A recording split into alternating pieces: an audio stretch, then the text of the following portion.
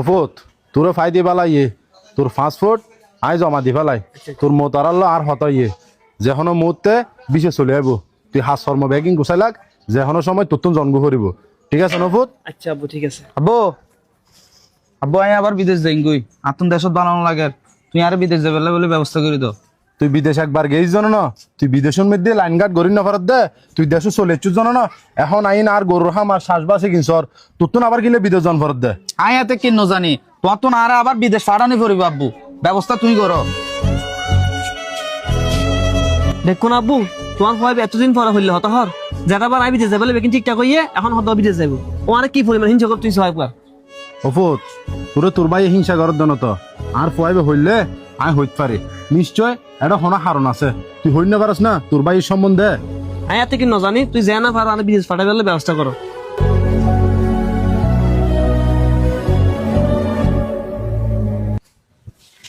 কিরো আরে কিরো তো তুই না বদা এখানে হারা থেকে দি গরু কলর খানা দি ইনসাইড দি তো তোর বিদেশের ব্যাপারে হঠাৎ কম হইলে আমি কিনলি বদা আমি হালি ঘরত মেদি হইলাম বুঝছো না আর বাপে হদে আর ছোট বাইরে ফাটাই বললাই কিন্তু আমি নমানি আর ঘরত মেদি হজ্জা লাগাই দিয়েছি। একদম ঠিক কাম করছিস তো তোর ভাই কিনে বিদেশ যাতে তুই যাবি দি বিদেশ কয়জন আজ জানি আবার হুজ্জা বাজা দিবি ঠিক আছে না। ঠিক আছে বদা ঠিক আছে তুমি যাও তৈলে এখন দি ভাই ভাই ফেস লাগাই এটা গড় গড় হুজ্জা করিব তোর বাপে নে আর বাবা জাগালো হুজ্জা করি জলদি। আসসালামু আলাইকুম। ওয়ালাইকুম সালাম।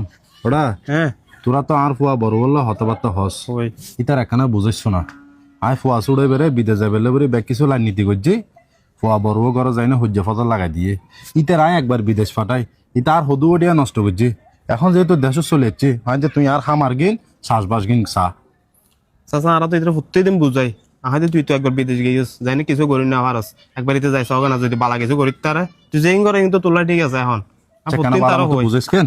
আচ্ছা ঠিক আছে